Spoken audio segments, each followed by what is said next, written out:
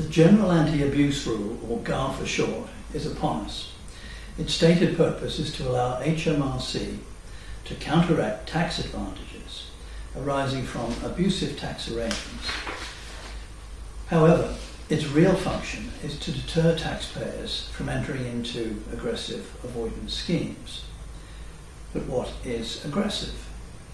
Although presented as an anti-abuse rule, it is actually written to allow HMRC to attack any tax planning that is not reasonable. But where will the line between reasonable and unreasonable tax planning be drawn?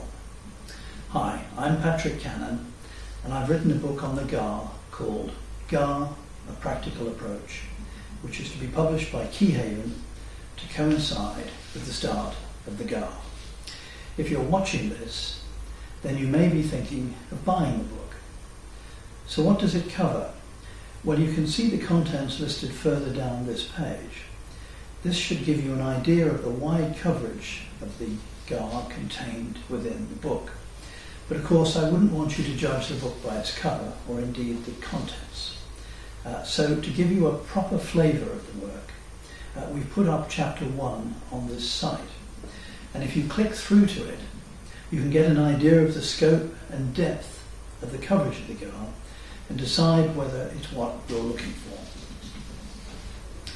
The main aim of the book is to provide you with a clearly written, practical guide to understanding the Gaar and when it might apply to your clients. You may be advising in the planning stage of a transaction, or you may be advising during an HMRC inquiry after the event. HMRC might have obtained a favourable opinion from their own advisory panel and want to make a counteracting adjustment. What are the things you should be thinking about and saying to your client?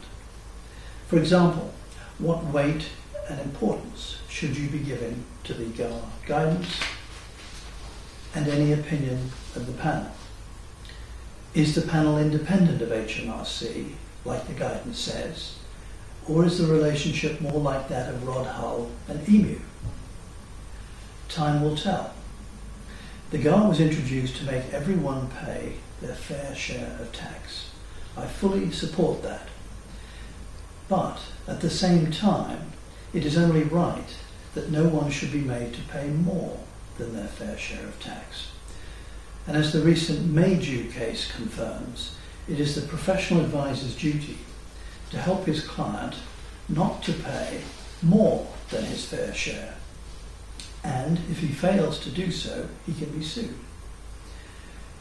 With the Gaar, there is a grave risk that HMRC will try to intimidate taxpayers into paying more than the right amount of tax by threatening to use the Gaar against them. The legislation has been left intentionally vague and uncertain.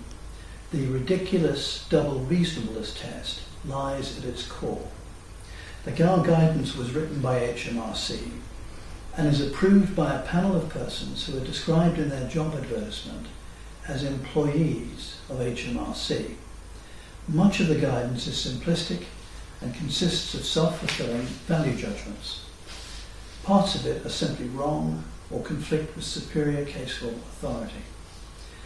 My book is intended to help you as a professional advisor to approach the Gaar from an objective viewpoint. I have approached the Gaar from an independent perspective in a spirit of skeptical inquiry. The message of my book is don't be intimidated by the Gaar, and don't be afraid to examine critically any attempt by HMRC to use it against your client.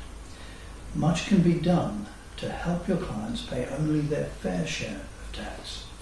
The judges decide on the meaning of tax law, and not HMRC or their employees on the Gaar panel.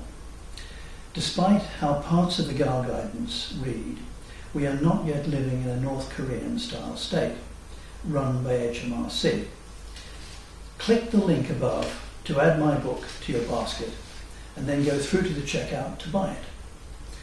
Thanks for watching, and I wish you an informative read and hope that you find the book of practical help in advising and guiding your clients. Goodbye.